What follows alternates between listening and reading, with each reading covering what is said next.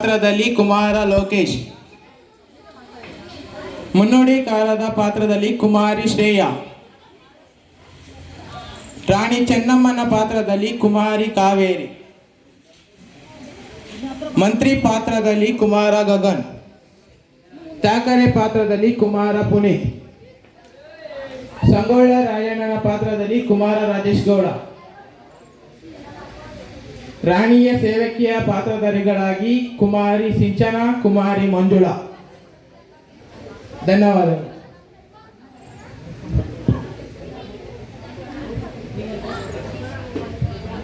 ಇಂದು 78ನೇ ಸ್ವಾತಂತ್ರ್ಯ ದಿನಾಚರಣೆಯ ಅಂಗವಾಗಿ ನಮ್ಮ ಸಾದಹಳ್ಳಿ ಶಾಲೆಯ ಮಕ್ಕಳಿಂದ ಕಿತ್ತೂರು ರಾಣಿ ಚೆನ್ನಮ್ಮ ನಾಟಕವನ್ನು ಪ್ರಸ್ತುತಪಡಿಸುತ್ತಿದ್ದೇವೆ. ನೋಡಿ, ಆನಂದಿಸಿ, ಹರಿಸಿ. ಧನ್ಯವಾದಗಳು.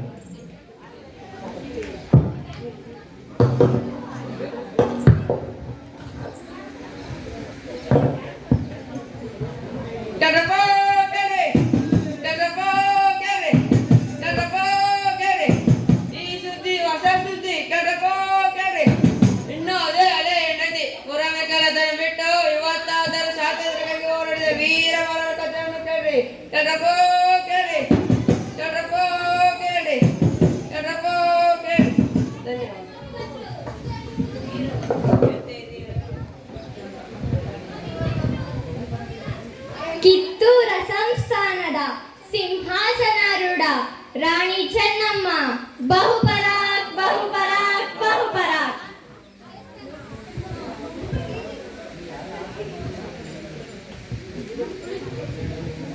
ಕುಳಿತುಕೊಳ್ಳಿ. Good morning Rani Saheb. ಕುಳಿತುಕೊಳ್ಳಿ. Thank you. ವಿಷಯವೇನೆಂದು ಕೇಳಿ ಮಹಾಮಂತ್ರಿಗಳೇ. ಸಾಹೇಬರೇ, ತಾವು ಬಂದ ವಿಚಾರವನ್ನು ತಾಯಿಯವರಿಗೆ ತಿಳಿಸಿ. ನಾವು ಇಲ್ಲಿಗೆ ಬಂದಿದ್ದು 2 ವಿಷಯ ಬಗ್ಗೆ ಡಿಸೈಡ್ ಮಾಡಿಕೊಳ್ಳಲಿಕ್ಕೆ. ಯಾವ ವಿಷಯ? ನೀವು ನಮ್ಮ ಒಪ್ಪಂದದ ಪ್ರಕಾರ ಕಪ್ಪನ್ನು ಕೊಡುತ್ತಿಲ್ಲ, ಏಕೆ? ಕಪ್ಪ ನಾವು ನಿಮಗೆ ಕೊಡಬೇಕೆ? ಕಪ್ಪ ಕೊಡಲು ನೀವೇನು ನಮ್ಮ ಒಡ ಹುಟ್ಟಿದವರೇ, ಬಂಧು ಬಳಗದವರೇ, ಇಲ್ಲ ದಾಯಾದಿಗಳೇ? ನಿಮಗೇಕೆ ಕೊಡಬೇಕು ಕಪ್ಪ? ಕಿತ್ತೂರನ್ನು ಕಟ್ಟಿದವರೇ, ನೀವು ಬೆಳೆಸಿದವರೇ, ಇಲ್ಲ ಸುಖ ದುಃಖದಲ್ಲಿ ಭಾಗಿಯಾದವರೇ? ಹೀಗಿರುವಾಗ ನಿಮಗೇಕೆ ಕೊಡಬೇಕು ಕಪ್ಪ? ಕಿತ್ತೂರೇನು ನಿಮ್ಮಪ್ಪ ತಾತ ಮುತ್ತಾತಂದಿರು ಕಟ್ಟಿ ಬೆಳೆಸಿದ ಆಸ್ತಿ ಅಲ್ಲ, ಕನ್ನಡಿಗರ ಆಸ್ತಿ. ವ್ಯಾಪಾರದ ನೆಪದಲ್ಲಿ ಕಡಲಾಚೆಯಿಂದ ಬಂದ ನಿಮಗೆ ಸ್ಥಳವಿಲ್ಲವೆಂದು ಸ್ಥಳ ಕೊಟ್ಟವರು ನಾವು. ಕೊಟ್ಟ ತಪ್ಪಿಗೆ ಸುಂಕ ಬೇರೆ ಕಟ್ಟಬೇಕೆ? ಶತಶತಮಾನಗಳಿಂದಾಗಿ ಸ್ವಾತಂತ್ರ್ಯವಾಗಿ ಬದುಕುತ್ತಿರುವ ಈ ಕಿತ್ತೂರು ಯಾವ ಕಾರಣಕ್ಕೂ ಕಪ್ಪವನ್ನು ಕೊಡುವುದಿಲ್ಲ. ರಾಣಿ ಸಾಹೇಬ್ ಒಂದು ಕಪ್ಪವನ್ನು ಕೊಡುತ್ತೇವೆ ಎಂದಿದ್ದು ನೀವೇ, ಇಂದು ಕಪ್ಪವನ್ನು ಕೊಡುವುದಿಲ್ಲ ಎನ್ನುತ್ತಿರುವುದು ನೀವೇ. ಸರಿಯಲ್ಲ, ನ್ಯಾಯವಲ್ಲ. ಜಾಗ ನೀಡಲು ಜಾಗ ಕೊಟ್ಟರೆ ಜಾಗವೇ ನಮ್ಮದೆಂದು ಪೊಪ್ಪೆ ಹಾಕು ಅಪ್ಪೆ ಪಾರಿಗಳು ನೀವು. ನಾವು ಮನ್ನಣೆ ಕೊಡಬೇಕೆ? ಇದೆಂದಿಗೂ ಸಾಧ್ಯವೇ ಇಲ್ಲ. ರಾಣಿ ಸಾಹೇಬ್, ನಿಮ್ಮ ಮಗ ಶಿವಲಿಂಗಪ್ಪ ರುದ್ರಚರ್ಚ ಮಾಡಿಕೊಂಡು ಒಪ್ಪಂದಕ್ಕೆ ಬೆಳೆ ಇಲ್ಲವೇ? ಖಂಡಿತ ಇಲ್ಲ. ಈ ಕಿತ್ತೂರು ಯಾವ ಕಾರಣಕ್ಕೂ ಮೋಸದ ಒಪ್ಪಂದಕ್ಕೆ ಮನ್ನಣೆ ಕೊಡುವುದಿಲ್ಲ.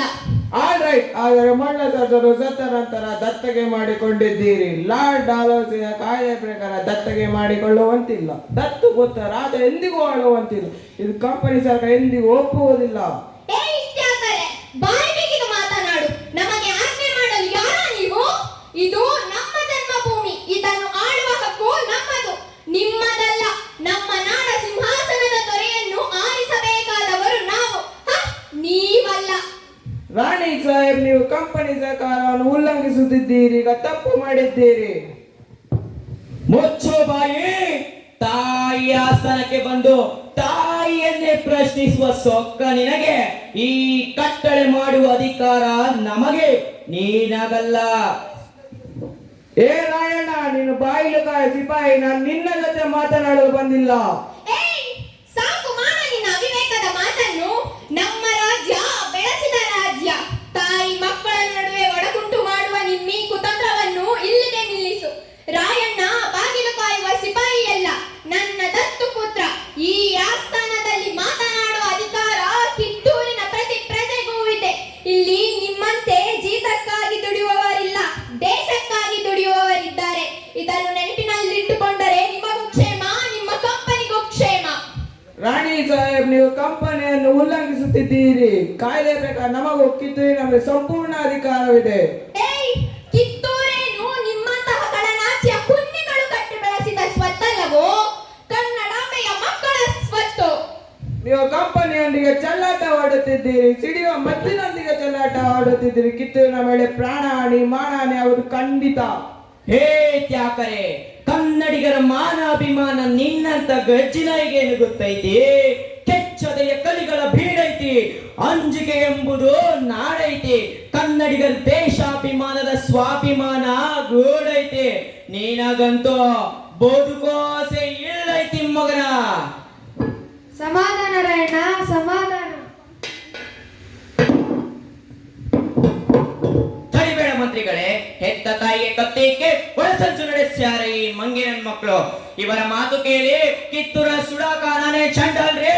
ಕಿತ್ತೂರು ರಾಣಿ ಚೆನ್ನಮ್ಮನ ಭಂಡಾದ್ಯಾನೆ ಕಾಲ್ಗೆರಿತ ಬರುವ ಈ ಕೆಂಪು ಕೋತಿಯನ್ನ ಅಡ್ಡಡ್ಡಾಗಿ ಒದ್ದುದ್ದಾಗಿ ಸಿಗಲಾಗ್ತೀನಿ.